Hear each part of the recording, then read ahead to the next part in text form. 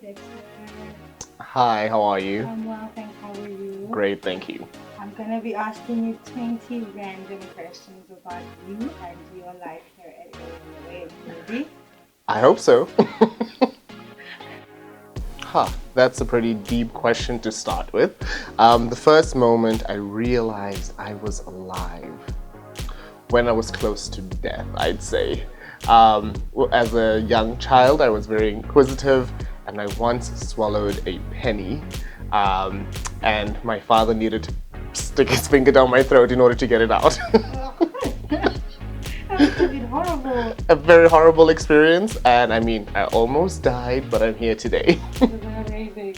No more babies. No more pennies for me. The best childhood memory for me, I think, would probably be being in the kitchen, either with my siblings or my mother cooking, or learning how to cook, or just watching my mother cook and bake. We are 7, 5 girls and we're 2 boys. Not phobias per se, but I'm not a huge fan of spiders or any insects that can kill me that I can't see. So rather give me a snake or a bear, but not a spider. So I've been a bit of a boomerang here at ALA, in the sense that I worked as a fellow at ALA in 2017, but then I left in 2018 until I got a call from the dean at the time, Hatim, about joining the team again in 2019, and I've been here ever since. So I think that it's interesting because I'm more of an introvert, even though people don't see that in me. So working from home was actually really fantastic. I found that I was really productive. I definitely missed spending time with friends and family because I needed that social connection. But I think working from home was a space where I got to really reflect.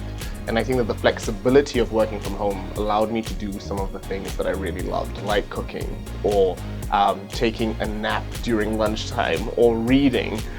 So, that really enabled a positive environment for me while also being challenging.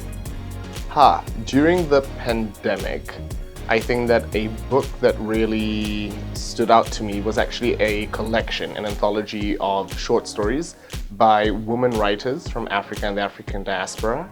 And so that text just really goes from the 1800s, I think, was the earliest short story in there, up until present day. So reading these narratives written by African women, I think, was really fantastic, just to get a glimpse into the perspectives, the topics that were pertinent to the various times.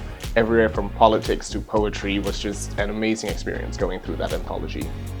So that's an easy question. As a student of literature, my focus is usually gender, sexuality, and race. So thinking about the connections between being Black, African, and queer are texts that I naturally gravitate toward. So I aspired to be an accountant. And I thought I had this whole plan, in high school you then focus on the sciences, accounting, math. And I got into accounting programs in South Africa. I even got into med school. And so the decision to leave and try something completely new when I went to university in the US is what brought me to this point right now. So, Black studies. The question that my family asked me when I told them that I was switching from being a math major to a Black studies major was, why are you studying Black people in the US instead of studying in South Africa? Which is a fair question. But I think that I was just so drawn to the content and what I was learning about, whether it be history, literature, critical theories, etc., was just really something that drew me to the discipline. So what I would say is that I'm really happy about what I chose to pursue in terms of a major, but something that I wish that I did a little bit more of was go outside of that discipline once I found my intellectual passion. I wish that I explored a little bit more and perhaps did more practical coursework. So, some more courses on Excel or interviewing skills, etc. So I think that if there was that practical component to all of the theory that I learned, that would have made, for me, in my opinion, the perfect educational experience. Interesting. So there were students at my college in the US who were ALA alumni. And so I got to learn about ALA through their stories and their experiences at ALA. And then when I returned to South Africa in 2015, I was at UCT and I was teaching there as well. I learned more about ALA being at UCT. And so after studying at UCT for 1 year, I applied for a job at ALA. It's been an interesting journey, I must say. One that is definitely characterized by a lot of growth for me personally. I think that as a professional, this was one of the first jobs that I had where I had a supervisor, for example. I had been someone who just really would get a task, do it, and not need to interact with a lot of people. But ALA changed that for me, which was really fantastic. Back in 2017, it was just a learning opportunity, and then working with youth. As someone who taught at UCT, I knew that I had a passion when it came to working with young people. But the opportunity to work with students at the high school stage and then just help guide them through the process of thinking about what their futures might look like really resonated with how I see the rest of my life unfolding. Absolutely. So I think that in one space, I've been thinking about the question of decolonial education and what does it mean for students to come to African Leadership Academy and then perhaps choose universities outside of the African context. And so for me, what that's meant is, while still encouraging students to explore those options, it's been a learning journey, learning more about universities on the African continent and encouraging our students to also apply to the fantastic universities that exist here. So I think that's one way that I've been using it. But in addition to that, we have a fantastic seminal readings program, and I sometimes engage in that. And then I'm also one of the founders, and I participate sometimes in Africa Queered. So that's one way of thinking about, the question of gender, sexuality, race within an African context. And having discussions with students about these things, I think, is really important to me. Well, I mean, the questions are very varied, as you can anticipate. But I think that one of the main things is that students oftentimes, when coming to ALA, are the best of the best. And switching to this very rigorous curriculum, they may develop some self-doubt and some anxiety around what that next stage might look like. So I think the one question that students would oftentimes ask is, will I make it to university? The short answer to that is yes. For many of them, for most of them, I would say, that university is definitely a pathway that is within reach, and it just requires a lot of hard work through the process, because the landscape of higher education and admissions changes drastically from year to year. So preparing students for the future of education and the future of work, I think, is really important to what we do here. So we have 3 UG mantras that informs the work that we do with students. I think the first one is engage in honest self-reflection. And so we actually start the process by thinking through, what does honest self-reflection look like for you as a student? Where do you find yourself? What are your strengths? What are your weaknesses? What are the opportunities that are actually available to you, given perhaps some limitations or some privileges that you may have as a student?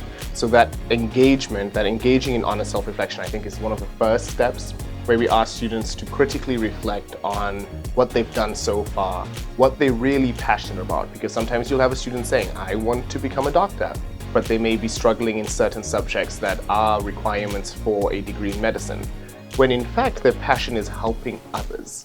And so encouraging them to really think about, what does a future in public health look like? They may be fantastic writers, or they've been part of IRC or MAU.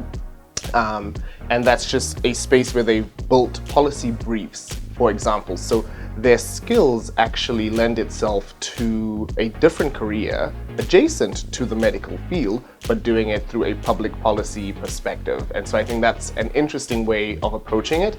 In addition to that, we also ask both students and parents to be really open through the process. At the age of 16, 17, even 18, I think about my own journey. I thought I wanted to do something, but in fact, it changed drastically over time.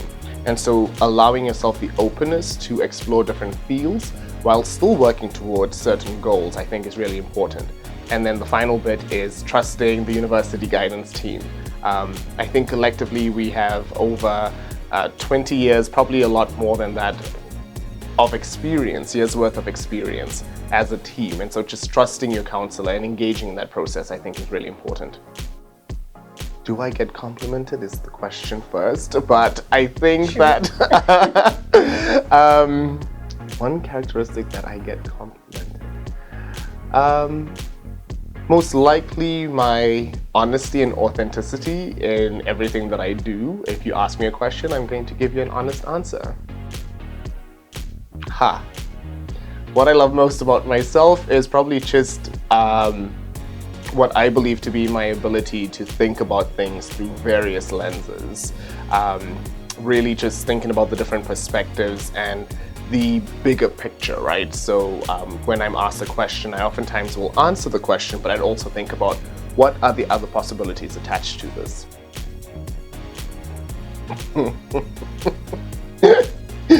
These questions are a lot deeper than I had anticipated, but I'll give it a shot. In a recent Dean's message, I shared a quote by an author named Dion Brand. And basically the quote says, "A boat, even a wretched and wrecked boat, still has all the possibilities of moving."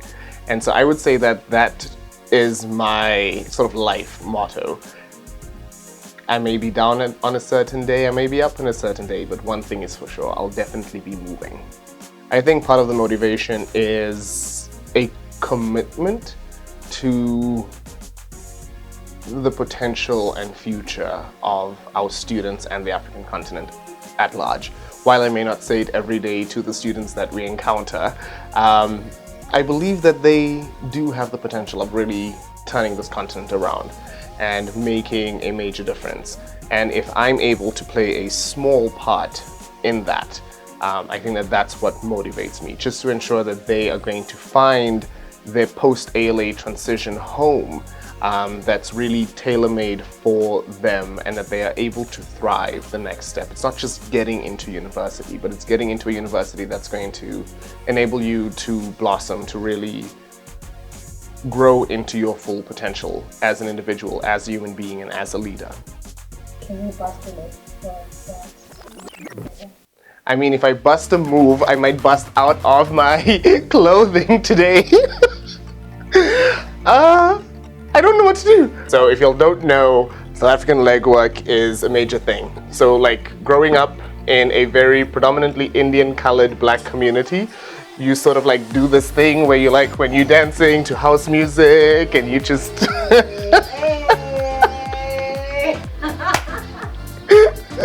Thank you so much for your time, Dexter. Thank you so much, Jabu. Getting to know you.